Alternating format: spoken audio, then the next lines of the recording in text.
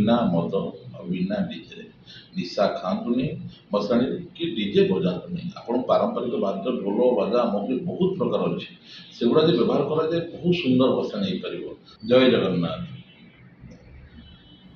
ସମସ୍ତଙ୍କୁ ଅନୁରୋଧ ଯେ ଯେଉଁମାନେ ଭସାଣିରେ ଡିଜେ ବଜାଉଛନ୍ତି ସେଇମାନଙ୍କୁ ମୁଁ ଗୋଟେ କଥା କହୁଛି, ଏ ପରମ୍ପରା ବନ୍ଦ କରନ୍ତୁ। କାରଣ ମୁଁ ଜାଣିଛନ୍ତି ମୁଁ ଦୈବିକ ଚିକିତ୍ସା କରେ, ମୋ କତିରେ ଲକ୍ଷ ଲକ୍ଷ ଲୋକ ଆସନ୍ତି। ମୁଁ ଦେଖିଛି ବହୁତ ଗୁଡ଼ିଏ ଲୋକ ଆସୁଛନ୍ତି ଯାହାକି ଭସାଣି ଡିଜେ ବାଜିଲା ପରେ ସେମାନଙ୍କ କାନକୁ ଶୁଭୁନି, କାନ ପରଦା ଫାଟି ଯାଉଛି, କାନ ବଧିରା ହେଇଯାଉଛି, କାନ ତାତି, ଏମିତି ବହୁତ ଲୋକ ଆସୁଛନ୍ତି।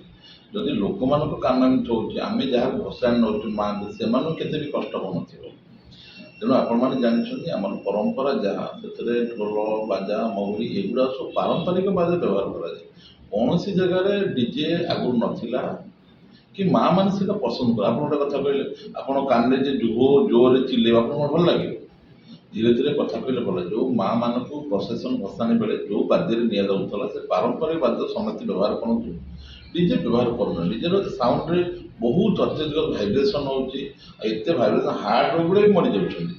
ତେଣୁ ସମସ୍ତଙ୍କୁ ଅନୁରୋଧ, ମାଆଙ୍କୁ ଯେଉଁ ଭସାଣି କରୁଛନ୍ତି ଶାନ୍ତି ଶୃଙ୍ଖଳାରେ ଭସାଣି କରନ୍ତୁ, ବିନା ମଦ ଆଉ ବିନା ଡିଜେରେ ନିଶା ଖାଆନ୍ତୁନି ଭସାଣିରେ କି ଡିଜେ ବଜାନ୍ତୁନି। ଆପଣ ପାରମ୍ପରିକ ବାଦ୍ୟ ଢୋଲ ବାଜା ମହୁରୀ ବହୁତ ପ୍ରକାର ଅଛି, ସେଗୁଡ଼ା ଯଦି ବ୍ୟବହାର କରାଯାଏ ବହୁତ ସୁନ୍ଦର ଭସାଣି ହେଇପାରିବ।